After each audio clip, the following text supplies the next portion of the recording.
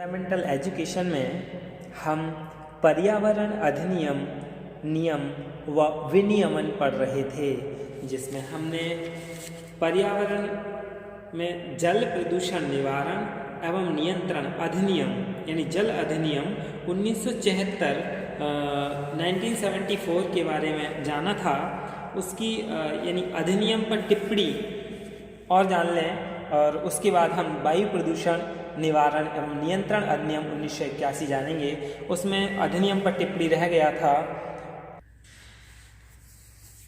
ये अधिनियम विधिवेत्ताओं यानी जो विधि को बनाने वाले हैं तथा विधि विशेषज्ञ हैं द्वारा कड़ी मेहनत से सभी पक्षों का ध्यान रखकर बनाया गया था, पर फिर भी यह अधिनियम प्रदूषण नियंत्रण सिद्ध नहीं हो सका। अधिनियम की धारा 58 में उद्योगों पर लगाई गई शर्त को उद्योगपतियों ने अपने प्रकार से परिभाषित किया और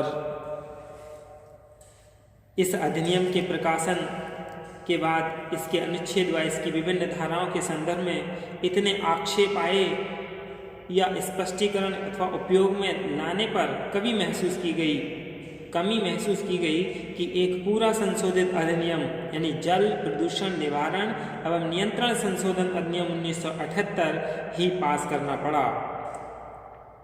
12 दिसंबर 1978 को राष्ट्रपति की सहमति मिली तथा इसका प्रकाशन भारत के राजपत्र में प्रकाशित हुआ।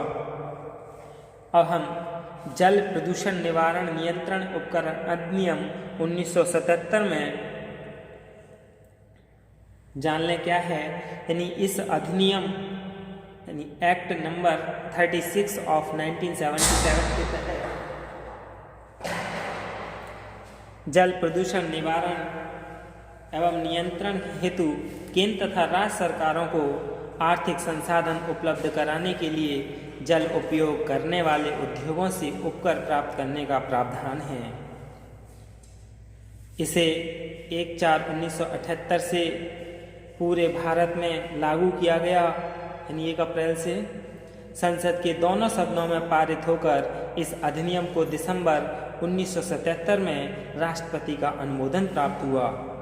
यह भारत के राजपत्र एक्स्ट्रा पार्ट सेकंड सेक्शन 1 दिनांक थी 27 मार्च 1978 के पृष्ठ 437 और 34 पर प्रकाशित हुआ।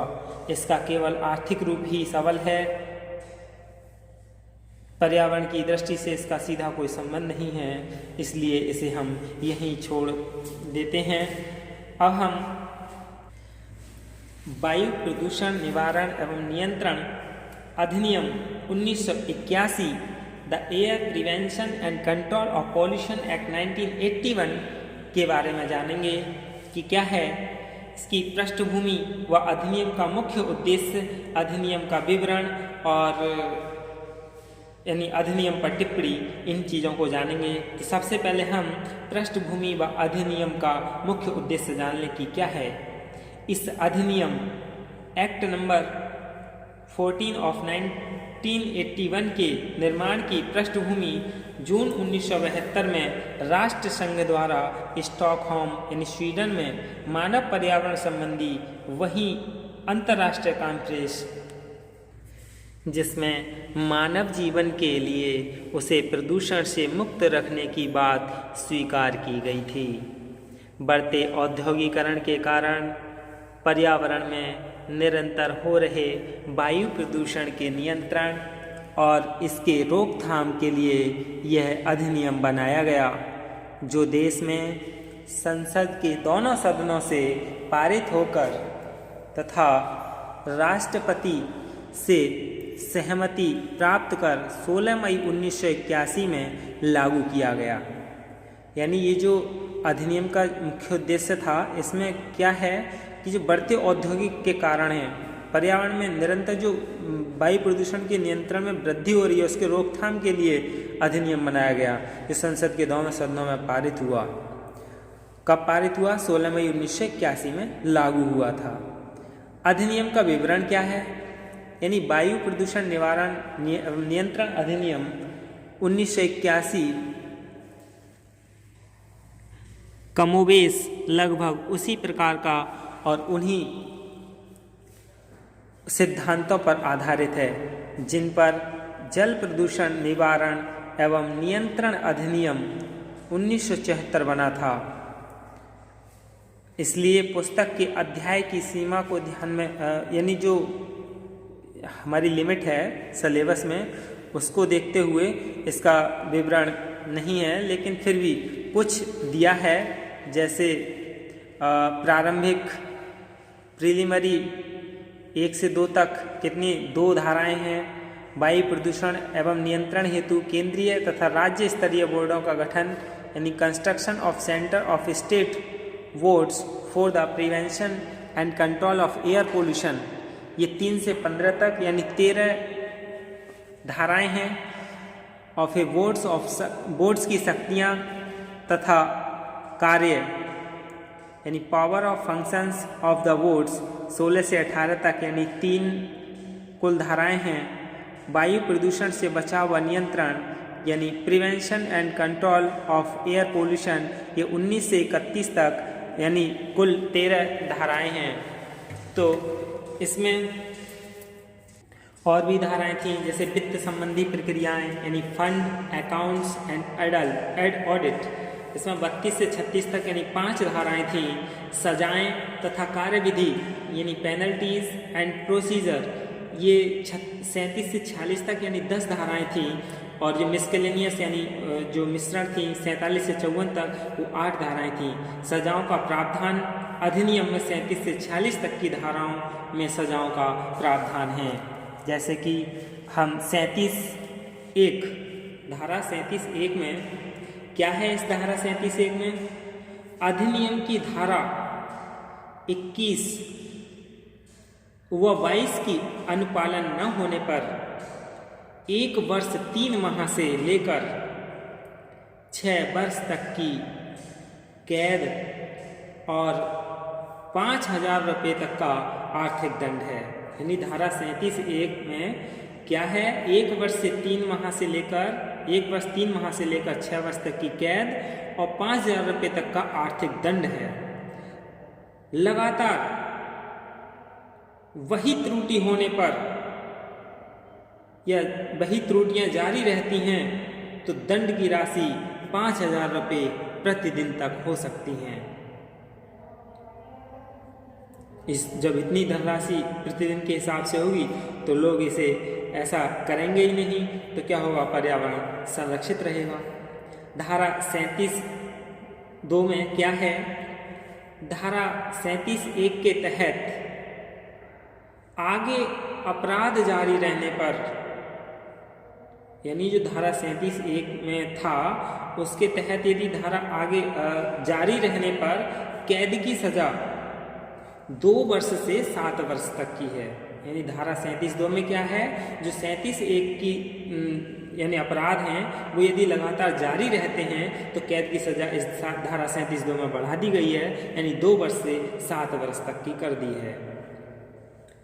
फिर धारा 38, इसमें A to G यानी A से G तक वर्णित अपराधों पर, जो उसमें अपराधों का वर्णन किया गया है उस पर 3 माह की कैद और 10,000 रुपये तक का आर्थिक दंड है। यानी धारा 38 A to G में कितना है, 10,000 रुपये तक का आर्थिक दंड है और 3 माह की कैद। धारा 39 में क्या है, जिन अपराधों का अधिनियम में उल्लेख नहीं है उन पर भी दोषी पाए जाने पर 3 माह की कैद या 10,000 रुपये तक आर्थिक दंड या दोनों। यानी जो अपराध अधिनियम में उल्लेखित नहीं है उन पर भी यदि दोषी पाए गए हैं तो 3 माह की कैद और 10,000 रुपये तक का आर्थिक दंड है, ये दोनों भी दिए जा सकते हैं। यदि धारा 39 में ये सब वर्णित नहीं है तो अधिक दिनों तक वही दोष पाए जाने पर आर्थिक दंड की राशि 5,000 तक प्रतिदिन यानी कर दी जाएगी। तो यानी 5,000 रुपये पर डे के हिसाब से उसे आर्थिक दंड और देना होगा यदि वह इसे लगातार करता रहा तो। धारा 40 व 41 में क्या है? अन्य लोगों को दोष करने पर दंड का प्रावधान, यानी जो और लोग हैं, अन्य जो लोग हैं, यदि कोई दोषी है तो उसको दंड देने का भी प्रावधान है। अब हम अधिनियम पर टिप्पणी, यानी क्या है टिप्पणी की गई है। जिस प्रकार और जिन कंपनियों के कारण जल प्रदूषण निवारण एवं नियंत्रण अधिनियम 1976 बहुत कारगर और उपयोगी नहीं हो सका, वही बातें इस अधिनियम के साथ भी लागू हुई। यानी ये जो अधिनियम था, कौन सा? वायु अधिनियम 1981, ये भी सफल नहीं हो सका। केवल सैद्धांतिक रूप से ही यह पर्यावरण विभाग तथा केंद्रीय और राज्य प्रदूषण निवारण एवं नियंत्रण बोर्डों का एक उपकरण बनकर रह गया। यानी ये जो अधिनियम था, वायु अधिनियम 1981, ये क्या बनकर रह गया? केंद्रीय और राज्य प्रदूषण यानी पर्यावरण विभाग, इन सब का एक उपकरण बनकर रह गया। यानी इसका ज़्यादा कारगर साबित नहीं हुआ क्योंकि इसको सही ढंग से प्रसारित नहीं किया गया। इस अधिनियम के क्रम में भी एक नया स्वतंत्र वायु, यानी ये भी प्रदूषण निवारण एवं नियंत्रण से संबंधित था, संशोधन अधिनियम यानी स्वतंत्र वायु संशोधन अधिनियम 1987, the air prevention and control pollution amendment act 1987, act number 47 of 1987 बनाया गया, जिसे 1 अप्रैल 1988 से लागू किया गया। तो हमने पर्यावरण अधिनियम नियम एवं विनियमन में 2 अधिनियम पढ़ लिए। कौन से पढ़े थे? एक तो था जल अधिनियम 1976 और वायु अधिनियम 1981। इसके बाद अब हम पर्यावरण संरक्षण अधिनियम 1986 पढ़ेंगे। धन्यवाद।